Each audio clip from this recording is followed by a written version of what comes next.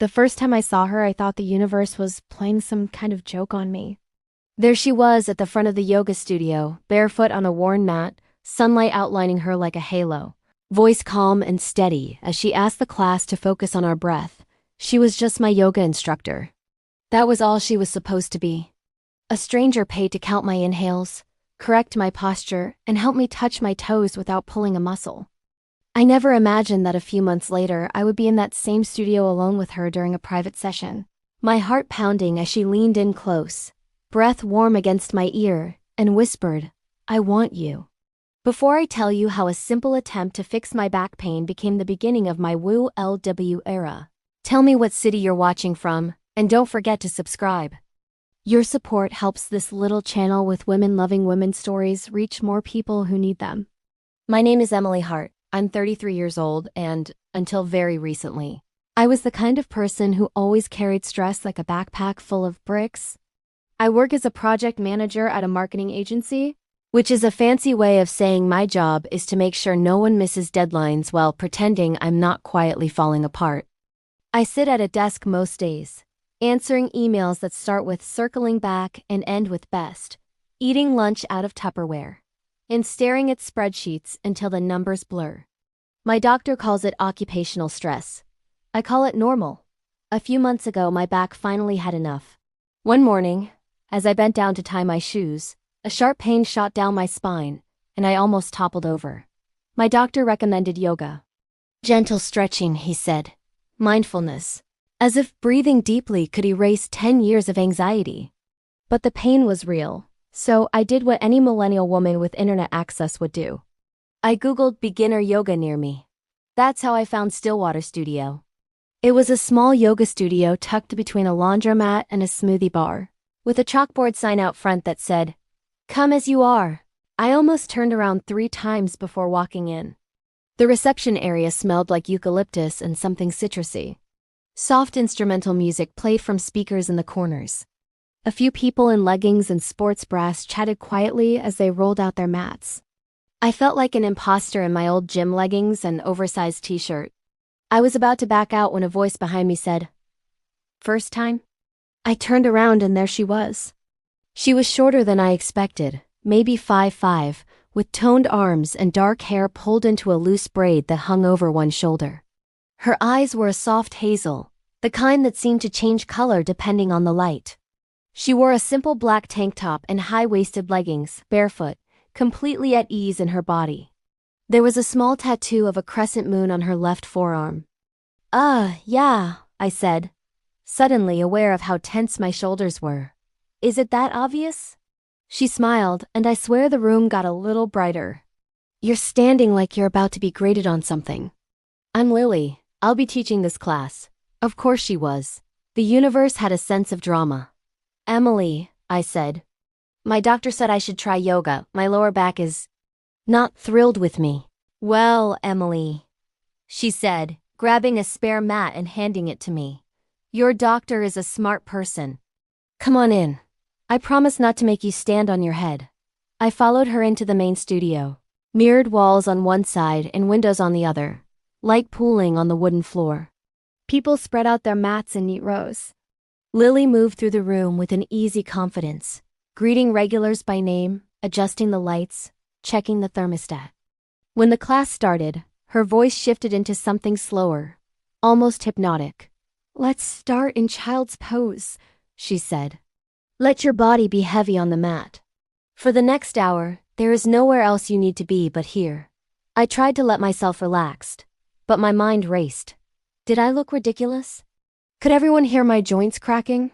Was my breathing too loud? Every time my thoughts spun out, Lily's voice brought me back. She walked around the room as we moved through poses, occasionally offering hands-on adjustments. The first time she touched me, it was to gently guide my shoulders down in downward dog. Her hands were warm and steady, and for a terrifying second, I forgot how to inhale. I told myself it was just because I wasn't too used to being touched in such a mindful way. Still, my heart pounded for the remainder of class. At the end, lying in Savasana, I felt something unfamiliar. Not bliss exactly, but a softness around the edges of my thoughts. My back ached less. My jaw wasn't clenched. When Lily thanked us for coming and bowed with hands at her heart, I felt an unexpected lump in my throat. "Nice work," she said as I rolled up my mat. "How does your back feel?" "Less like it's plotting my murder," I replied before I could stop myself. She laughed. "That's progress. If you keep coming, we can work on strengthening your core and opening your hips. It'll help more than you think." She wrote the class schedule on a pamphlet and handed it to me. Our fingers brushed again, and my stomach did a weird flip. I told myself it was just adrenaline. Or caffeine. Or any excuse that wasn't the truth. I started going twice a week. Tuesdays and Thursdays at 6:30 became sacred. No late meetings, no happy hours. Just me, my mat, and Lily's voice guiding me through the chaos of my own body. She remembered little things I said in passing.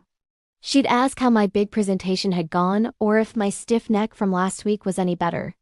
She'd crack small jokes during difficult poses that made everyone giggle just when we needed to. Over time, I got stronger. My hamstrings loosened. My back stopped screaming every morning. But something else was happening too. Something I didn't want to look at too closely. I started looking forward to seeing Lily more than I looked forward to the class itself. I noticed the way her brow furrowed when she demonstrated a balance pose. The way her braids swung when she walked. The sound of her laugh when someone fell out of tree pose and burst into laughter themselves. I told myself it was just admiration. She was good at what she did. She was kind. Of course I liked her. That did not mean I liked her. One evening after class, as people were filing out, Lily approached me. "Hey, Emily," she said. "How's the back these days?" "Much better," I said honestly. "I'm actually starting to feel like a functional human being again." "I'm glad," she said. "Listen, I've been watching your practice and I think you might benefit from a private session. We could go a little deeper into alignment and core work, really tailor things to what your body needs. No pressure at all, but if you're interested, I have some openings next week." I hesitated. Private session sounded intense. Just me and Lily in a room, her full attention on me. My heart thudded uncomfortably. "Is it normal to feel kind of intimidated by that?" I asked. "Completely," she said, smiling softly. "But I promise you it's not scary. And if at any point you're uncomfortable, we stop. You're in control, always." Something about the way she said it eased the knot in my chest. She wasn't pushing. She was offering, and my back really was better but not perfect. A tailored session could help. "Okay," I said. "Let's do it." We scheduled it for the following Thursday at 4, before the regular class. All week, I oscillated between excitement and dread. I spent far too long choosing an outfit that said, "I am here for my spine, not something else," settling on simple black leggings and a dark blue tank top. On the day of, I arrived 10 minutes early, my stomach a nest of anxious butterflies. The studio was quieter than usual, the late afternoon light filtering through the windows in dusty beams. Lily was at the front, setting up blocks and straps. "Hey," she said when she saw me. "Right on time. How are you feeling?" "Nervous," I admitted.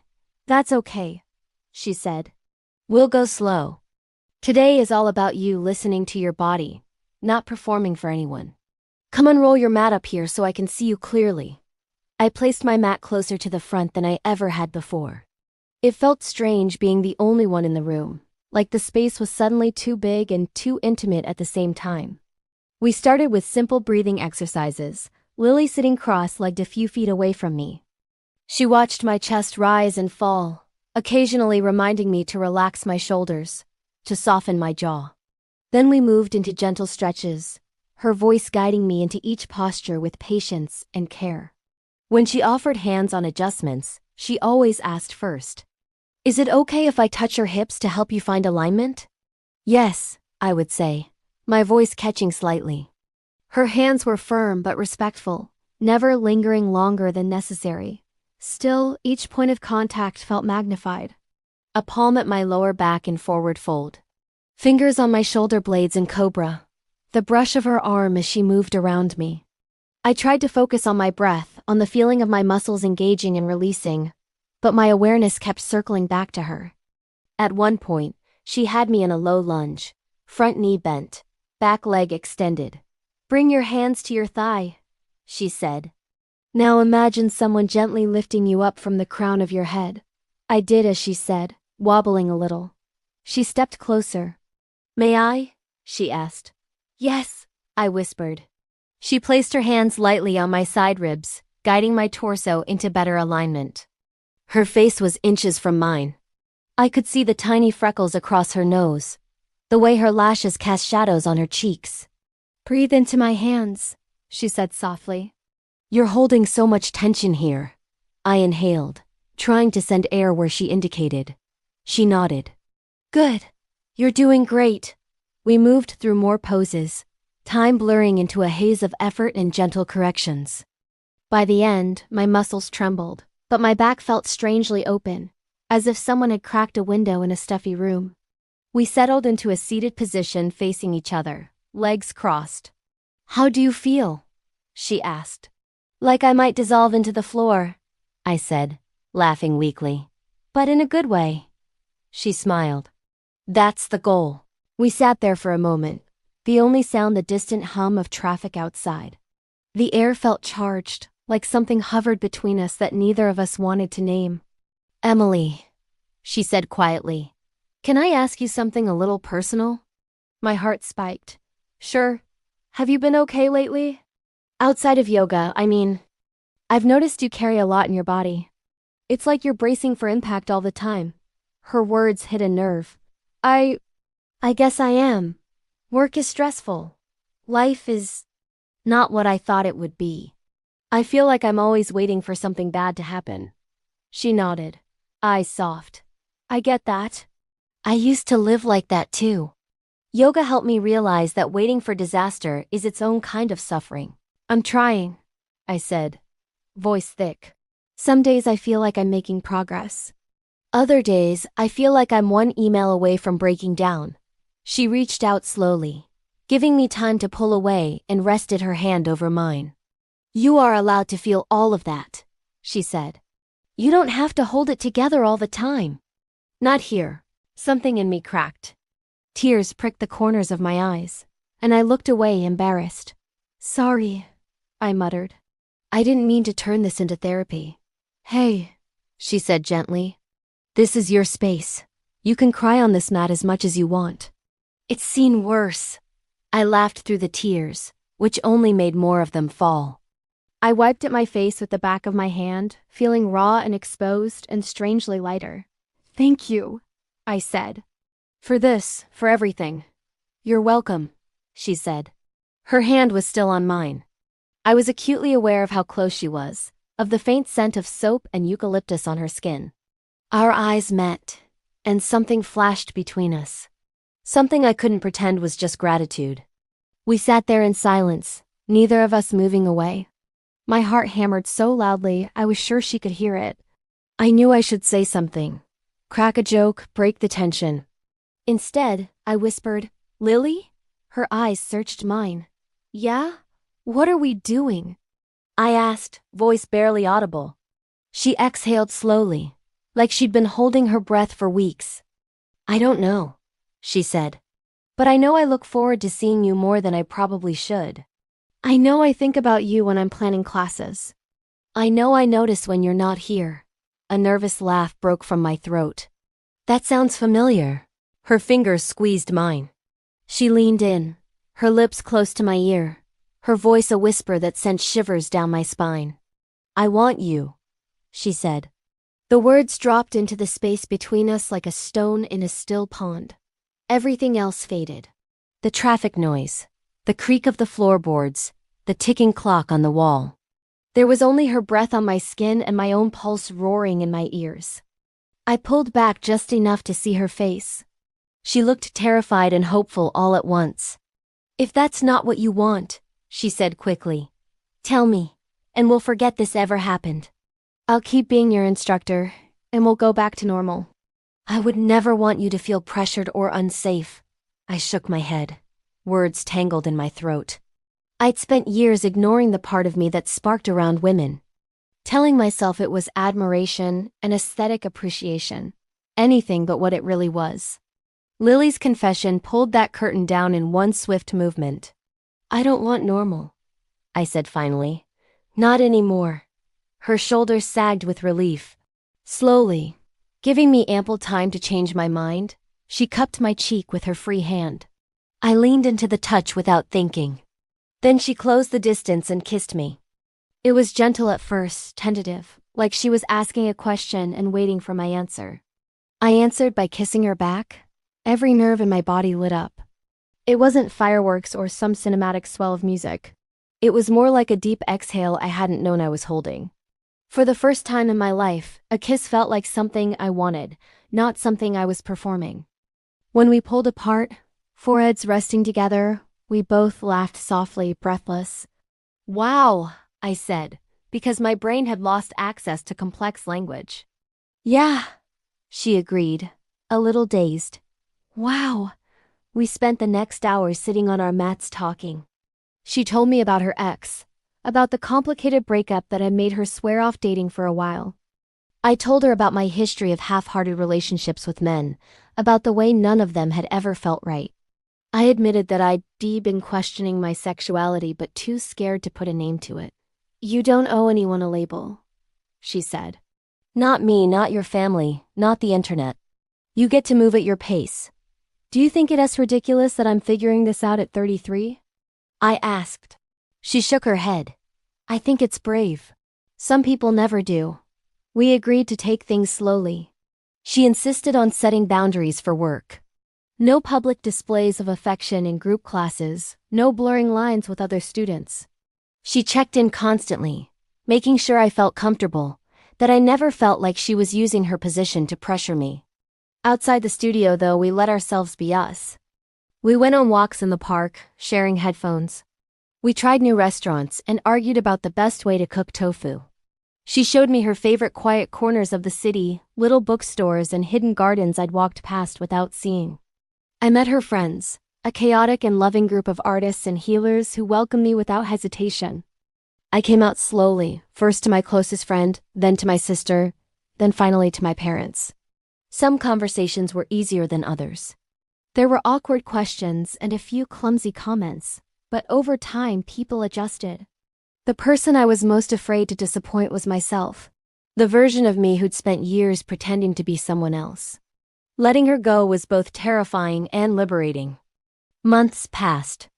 My back continued to improve, but that became the least interesting part of my journey. My life widened. Colors seemed brighter. Music hit differently. I started bringing more of myself to everything I did. I even quit the job that had been draining me and took a position at a smaller agency with better boundaries. Lily cheered me on every step of the way. A year after that private session, we were lying on our backs in the park, watching clouds move lazily across the sky. Her head rested on my shoulder, our fingers intertwined. Do you ever think about how close we came to missing this? I asked. All the time, she said. If your regular cafe hadn't closed that day, if your doctor hadn't recommended yoga, if you decided to bail on that first class, if you decided I was just another stressed out office worker, I added. She lifted her head and looked at me seriously. I did think that, at first. Another stressed out office worker. But then you made that joke about your back plotting your murder, and I thought, this one's special. I laughed. So my dark humor is what did it. Among other things, she said, kissing my knuckles. We moved in together shortly after, into a small apartment with enough space for both my desk and her mat. We turned the spare room into a kind of hybrid office and mini studio, my design sketches pinned on one wall and her yoga props stacked neatly in a corner. Our mornings became a gentle routine of tea and stretching and shared quiet before the day pulled us in different directions. Sometimes when I take a class she is teaching and watch her move through the room, confident and focused, I still feel that same rush I felt the first day I saw her. But now, there's something else layered on top. The knowledge that when class ends and the studio empties, she will walk over. Her professional instructor mask softening into the woman who curls up against me on the couch at night, steals the blankets. If you're still here listening, thank you. Maybe you are where I was not long ago. Carrying stress in every muscle, ignoring the quiet voice inside you that says something in your life does not fit. Maybe you are noticing the way your heart beats a little faster around certain women and wondering what that means. Maybe you think it is too late to figure yourself out. It is not. You are allowed to begin again at 33, at 40, at 60. You are allowed to follow the pull of your own heart. Even if it leads you to a yoga studio you almost walked past or a person you were only supposed to know in one very limited context. She was just my yoga instructor. Until that private session when she whispered, "I want you." And I finally realized I wanted her too. That was the day my body stopped being just a vessel of stress and became the place where my life truly started.